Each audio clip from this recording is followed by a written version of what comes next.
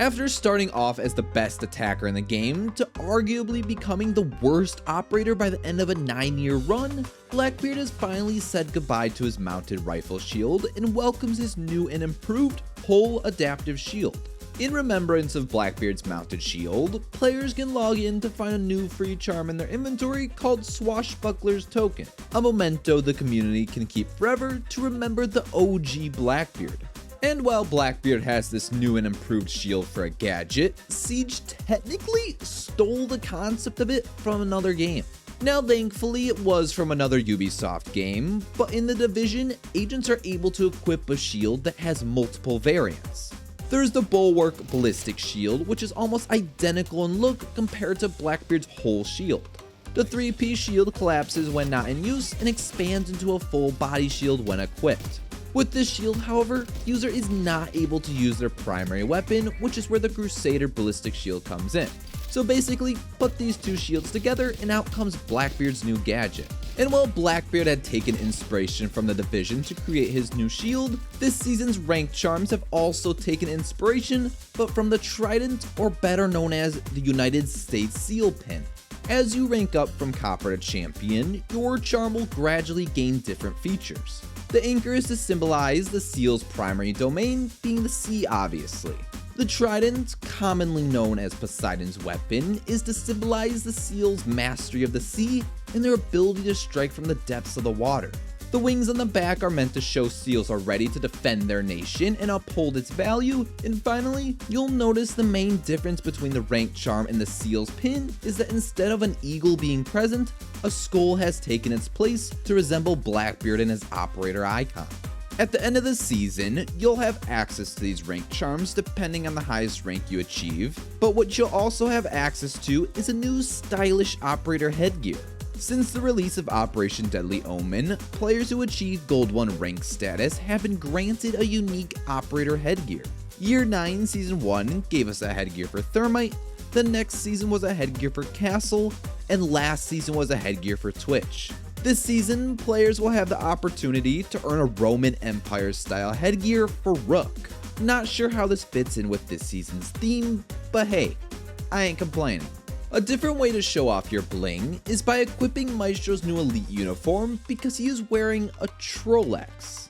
Yeah, not a Rolex, but a Trolex.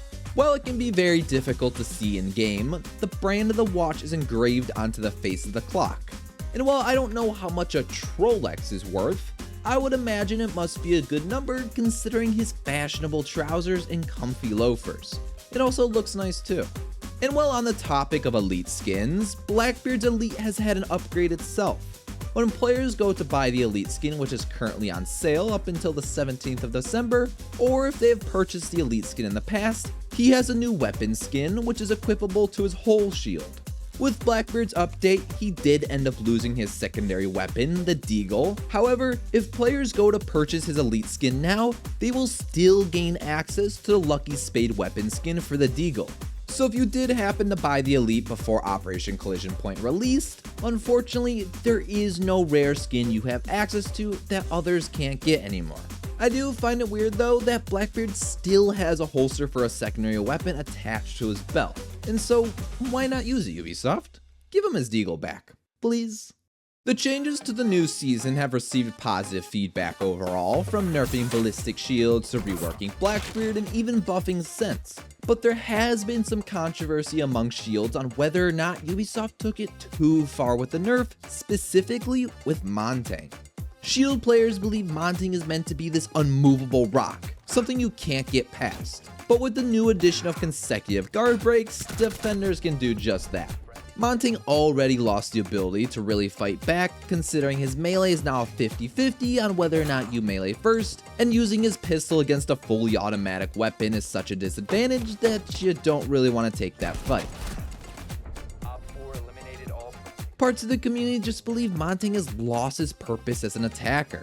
Perhaps though, Ubisoft will revisit shields down the road once the player base has received a long enough break from ballistic shields being the most overpowered weapon in the game. What we also may see revisited in the future is Hereford Base. If you're not up to date with the lore of Siege, basically, Hereford is being attacked by a group of bad guys called the Karis Legion. We have seen Hereford undergo a map rework back in Year 3 Season 3 to better construct it for competitive play, but I think it's safe to say the community was left disappointed with the outcome. And so, perhaps Ubisoft has decided it's time to revisit said map and change it up once again. And what's a better way to build something new by destroying the old, which is presumably happening during this attack on Hereford base. The community won't have to wait as long though for the upcoming event. Every year during the holiday season, Siege will release a limited time game mode, and this time, players are hoping for something new. After getting the Doctor's Curse event for 5 years, players are exhausted from playing the same thing over and over again. Not to mention the same uniforms and headgears just recolored to be put into new packs. Fans see this as the company being no longer creative and just outright lazy. And so bringing a new game mode to the table for this holiday season that isn't Snow Brawl or Freeze for All would most certainly bring hope to the player base for the future of events. The test server has also been a place where community members give feedback, and during the Operation Collision Point test server, players had experienced a visual bug where they would see others in-game walking extremely fast. What's actually happening though is that the player who's receiving the bug is running on their screen, but others see them as walking. This has led players to frustration when dying to a lack of audio, yet others are having a good laugh seeing this funny animation reminding them of the old yet famous raptor legs bug. One thing is for sure though, people are confused as to how this made it into the live build after being discovered on day 1 of the test server. Players are also still confused, and some even frustrated with how the Rainbow Six Siege membership is being promoted. When you head into the in-game store and then select digital content, the membership is the top purchase. Hover over it though and you can't actually see what you, the consumer, is actually gaining access to when you purchase it. Yes, you can see that you'll get a Bravo pack, the Battle Pass, and so on, but for the actual in-game cosmetics, you have no idea what you're getting. If you go to Ubisoft.com, there is a way to visually see the content you'll get with the membership, but it's such an inconvenience and not many people know this. Yet with all that said, there is still no way of seeing the animated background card players can earn after having the membership for all 3 months pertaining to that specific legendary operator bundle. If you're someone like me who missed out on the Neon Noir background card because you didn't know about it until it was too late, and then you purchased the next 3 months of the Siege membership to get the new animated background card Future Disrepair, you were probably disappointed like myself with what we were given.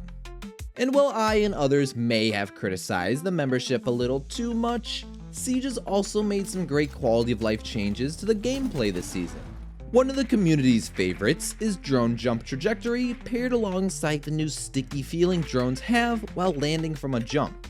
Prior to the new season, if you were actually droning during prep phase and not on your phone scrolling through your For You page, odds are you would be spending a good portion of the round trying to place your drone into a high vantage point for use later in the round. Sometimes you would get to that place in one go, other times a defender would hear you and destroy your drone, or maybe you'd just give up. Now with Drone Jump Trajectory turned on, you can see exactly where your drone will land, and on top of that, your drone won't be slipping and sliding anymore, making prep phase a little less stressful.